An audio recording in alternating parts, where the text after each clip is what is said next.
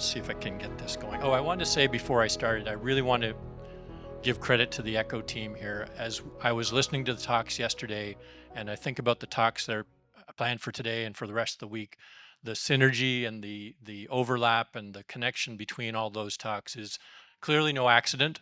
And I think really credit to the Echo team for doing such a good job. And I feel like a lot of the things I want to say have already been said. So, maybe I should just sit down now. But what I want to say is that as I listened to the talks yesterday and heard about, the power of indigenous knowledge and the importance of access to markets and credit and the value of thinking about not just what we train on, but the ways that we share information and how important all those things are really near and dear to us at Plant with Purpose as well. And so I'm going to share this morning about some of the things that we feel we've learned. We've been at this at Plant with Purpose for almost 4 years, not quite as long as Echo, but almost as long. Um, and I really appreciate the way Patrick framed the discussion yesterday, sharing about the Dunning-Kruger effect. Patrick, are you in the room? I have a lot of good things to say about that talk, but oh, there you are at the back. And I feel that that is something that has happened to us too, that sense of learning and unlearning. Sometimes in this work that we're all in, it feels like 2 steps forward and 1 step back. Some days it feels like 1 step forward and 2 steps back. And so what I share this morning, we're really excited about the way we see farmers acting as agents of change in the places we work. But please don't misinterpret this as a recipe for something that you should go out and do. These are just some things we've learned that may resonate with you, just as many of the talks yesterday resonated with me. And we're also here to learn. So whatever touches you or affects you or concerns you, please feel free to share. We're hoping to have some time for questions at the end of this time and also at the Meet the Speaker in the afternoon. Okay. Maybe I can do it from here. Okay. I don't think I need to say a lot to this crowd about the importance of smallholder farmers. These are the people we're working with. We recognize that. But I want to say something from our point of view as an organization, as a Christian organization. We know that in the places we work, smallholder farmers are often looked down on. They're seen as the lowest on the social ladder. They're thought to be uninformed and uneducated and blamed for many of the problems we see in the world, such as deforestation and climate change. We believe at Plant with Purpose that, smallholder farmers are children of God and part of the kingdom and valued and loved by God as much as anyone else. They've been given unique gifts and talents, and the gifts and abilities that they've been given by God and the calling they've been given by God to care for creation is unique in the world. And the power that smallholder farmers have, the potential that they have to really be agents of change at the forefront of environmental degradation and climate change is, I think, something that we're really excited about. And there's a lot of potential, and we've already seen it, and I'm sure you've seen it too. So we're excited to share some of the things we've seen. Patrick, you also did a great job yesterday of framing the complexity and the context that we find smallholder farmers in. Access to markets and access to information and degrading soils and degrading environment are all part of the context. And if you're a farmer like the one in this picture, a female farmer, those complexities are multiplied many times. Those same complexities are there, the same complexity that face male farmers. But for example, land tenure is even more difficult for many female farmers in the world. And female farmers, in addition to having the responsibility of caring for the farm, also have responsibility of caring for the household and nutrition and household economics and many things that not all, but many male farmers do not face.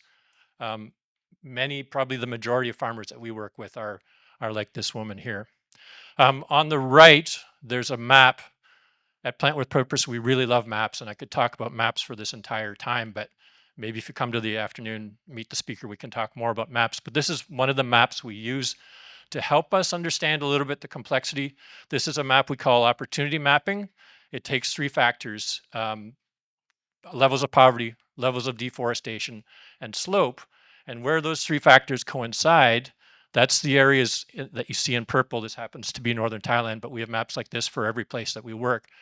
Where those 3 factors coincide, we see that communities in those places often share the same priorities as we do as an organization, often share the same aspirations that we do as an organization. So this is one way we have of trying to identify places where it makes the most sense to work, where it makes the most sense to partner, and to sort of manage our ability and use our resources as an organization in the best way possible.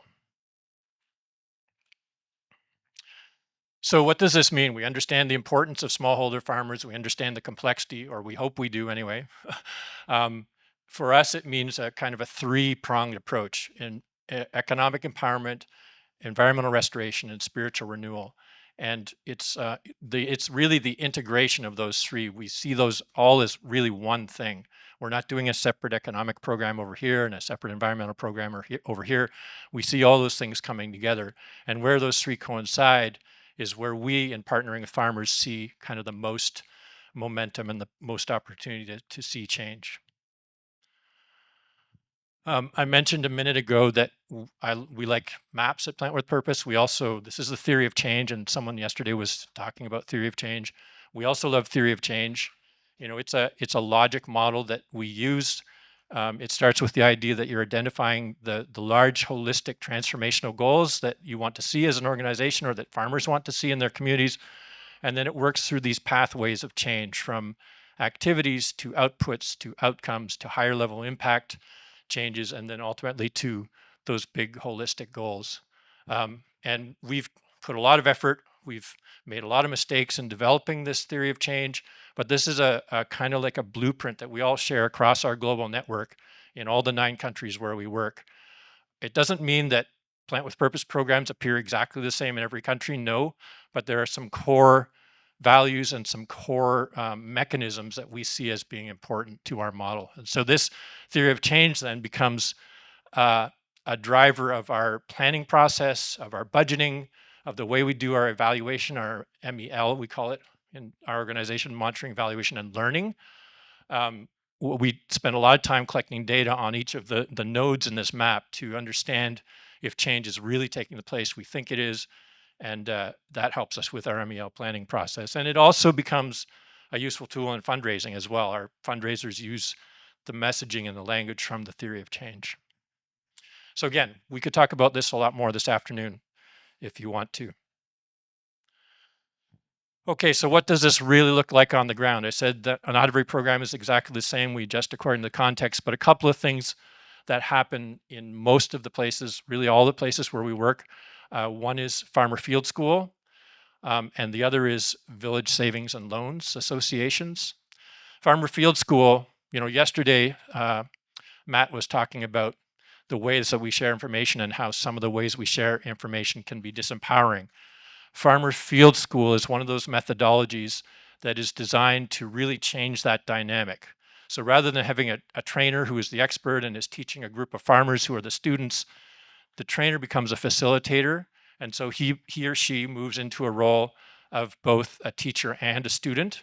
And the farmers move out of a student role into the role of both learner and teacher. So it captures sort of the knowledge that's in that room or that's in that field from the farmers, from the trainer. So what happens is a group of farmers will get together, usually a small group, 15, 20 people, with a facilitator. They'll identify a problem or a challenge, design an experiment, a very simple experiment. That experiment takes place in somebody's field in a real context, not on a demonstration farm or anywhere. They implement that experiment. They make their own observations. They define their own indicators. They do their own analysis. And through that process, everybody's learning, everybody's sharing. And that's a way that people have of testing different ideas and testing new opportunities in a way that's actually lower risk as well. The other thing that's paired very closely with that is the VSLA groups, Village Savings and Loans Associations. This is a tool that we use in every country. And I feel it's been one of the tools in development that's really been transformative for us and for the farmers we work with. If you don't know about VSLA, talk to someone in your area that is doing it, or go to their website, vsla.net, N-E-T. There's lots of resources, training videos, manuals, and so on how to do savings and loans associations. So the idea is, again, it's a small group of people, self-selected, 20 to 30 people get together in a group. They write their own bylaws, they elect their own leadership, they set their own goals for saving, and they mobilize their own cash, their own capital. And when that capital reaches a certain amount, they start making loans. If the group chooses, they start making loans amongst themselves. They define the terms of the loan, they set their own interest. And as a result of that, they're not only gaining access to credit, which we talked about yesterday as being an important barrier for farmers, that loan fund then grows because they're charging interest on the loan. So it gives access to credit, it gives access to savings. It also has a lot of other, I don't want to say side effects, but important other effects. The groups become more cohesive, they're cooperating together. The whole VSLA system is designed around transparency. And so there's a lot more growth of trust and transparency within groups. And so then these groups combined with, the farmer field schools and other things that we're doing in partnership with farmers really leads to kind of not only individuals acting as agents of change, but groups beginning to act as agents of change in their communities. And that's a really powerful and exciting process to watch. Another aspect of the work, it's another thing that we've learned through many difficult years of learning and unlearning and making mistakes is where we work is also important. And by that, I don't mean which countries or which regions, but we work on a watershed basis. So watersheds, as most of us probably know, are areas that are connected by a river system or drained by a common hydrological river or stream. And what we find is in watersheds, or more often in subwatersheds, that a lot of things, obviously it's connected hydrologically, but a lot of times watersheds such as this one, you can see the sort of brown boundary marked around this area. Those areas are connected culturally, they're connected ecologically, they're connected economically. Often people in a watershed will speak the same language and share similar customs. Not always exactly the case, but there's a lot of connectivity within a watershed. So those actions that farmers are taking on their farms, for example, then become multiplied by this kind of synergistic effect. So, for example, is there a pointer? Okay, well, you can see here at the top of this watershed, this area here, I'm not sure if you can see very clearly, is deforested. There's actually evidence of erosion on this, on the top of that hill. If farmers in that area are planting trees, are applying regenerative agriculture techniques, that has, a positive effect on their farms. It's reducing erosion. It's causing, greater soil health and ecological restoration in that particular spot. But it's also reducing water contamination. Cleaner water is flowing downstream. And so people downstream of that area are drinking cleaner water, suffering from less health problems. And so that's a way that the effect is multiplied. There's a synergistic effect. So the work that people do, the actions that farmers are taking is even greater than, we originally envisioned. Well, the other thing I want to say about watersheds is we then commit to partner with farmers in communities in these watersheds for multiple years, often 5 or 10 or even more years. And as there's various phases of that, as the relationship changes, and towards the end of that time, we would conduct what we call a GRA, graduation readiness assessment. And when the communities are ready, and when we as an organization feel ready, we would graduate that watershed and move out of that relationship. We would still maintain a different kind of relationship, but not the intensive one that we might have had for that 5 or 10-year period. And Jidapa is going to talk about that a little bit in Thailand. So I want to talk about a few results. It's nice to talk about the principles and the ideas, but we want to share some real things that are happening. Before I talk about the results, I want to say that we've spent a lot of time as well learning and trying to improve our MEL, monitoring, evaluation, and learning systems. We've developed, for example, we use a treatment area, a target watershed. We compare that to a comparison watershed. So in the target watershed, we're partnering with farmers. There's a program going on.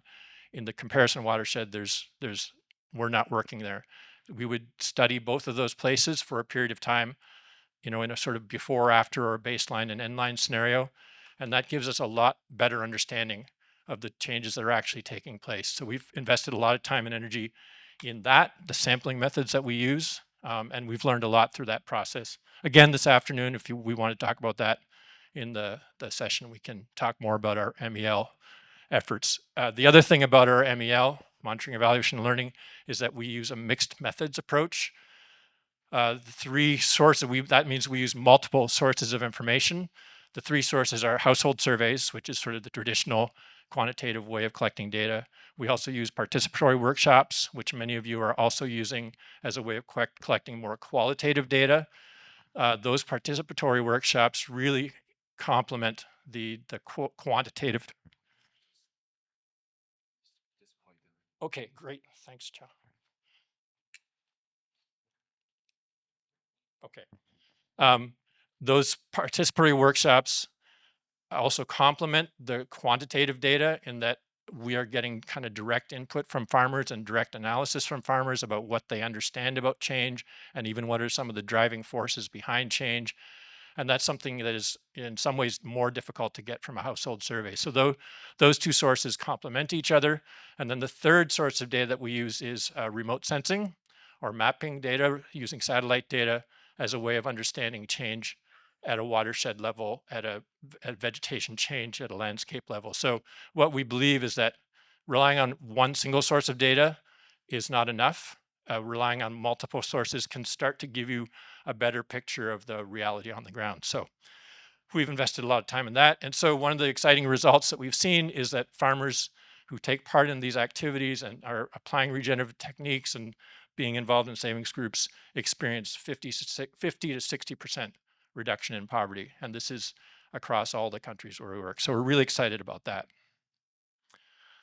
We also see a greater diversity of application of techniques, agroecology techniques, regenerative agriculture techniques. And this is, often in many cases, doubling of the types of techniques people are using. And then that has that knock-on effect that I talked about, uh, having a positive impact on others, neighbors, and on the landscape and on the watershed. It's good to talk about the numbers. This is an example of a real farmer. This is Samuel in Democratic Republic of Congo. You can see the photo. I'll get to use this pointer. You can see the photo on the left there was taken in 2016. At that time, as a result of the training and participating in farmer field schools, he decided that he would establish a small agroforest on part of his land. And so he did that. At the time, he received a lot of skepticism from his neighbors and even from his own family, but he persisted. And this second photo, that's him again in the same spot in 2020, 4 years later. And you can see that he's established a small woodlot. He's sustainably harvesting wood from this lot and is, getting firewood and timber as well as a product that he can take to market. So he's diversified the products on his farm. He's diversified the species on his farm, and he's also improving his soil health and his environment.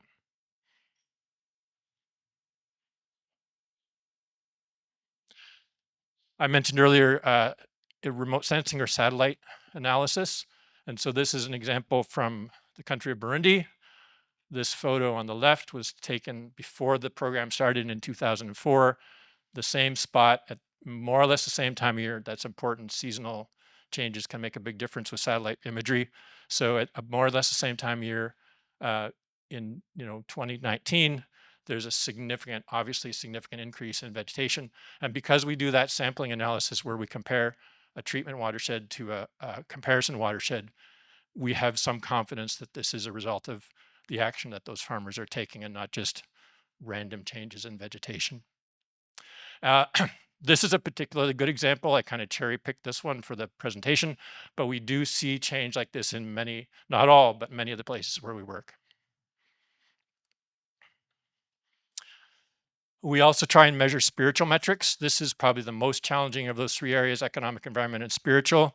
But again, through a process of difficult learning, we've worked out a few that seem to work for us that help us to understand if there's a greater sense of cooperation or collaboration within communities, whether people are understanding and sensing a greater identity, a greater sense of vocation, a greater understanding and valuing of their gifts that have given by God. So all these things are part of those spiritual metrics.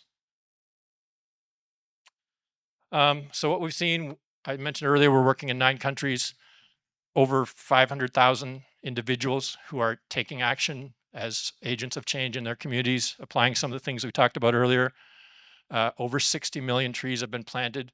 None of those trees have been planted by me, by the way, or by our staff, all by the farmers, all voluntarily. We don't pay anyone to plant anything. People are planting trees on their farms, in their neighborhoods, by roadsides, in environmentally sensitive areas that they have identified, around schools, churches, and so on. And those savings groups have mobilized over 12 million, the equivalent of $12 million US in savings. And again, we don't inject any capital into those groups. This is all money that is mobilized by the people. And this is a photo from Tanzania, a celebration that was held a few years back before the pandemic, actually. Almost 10,000 people were there. It was a time of celebration, singing, dancing, food, awards, and this is a collection of various farmers groups, those savings groups that we talked about. They rented their own buses, they mobilized their own transportation to come to this event. And that's all part of kind of the movement that's taking place that we're excited about.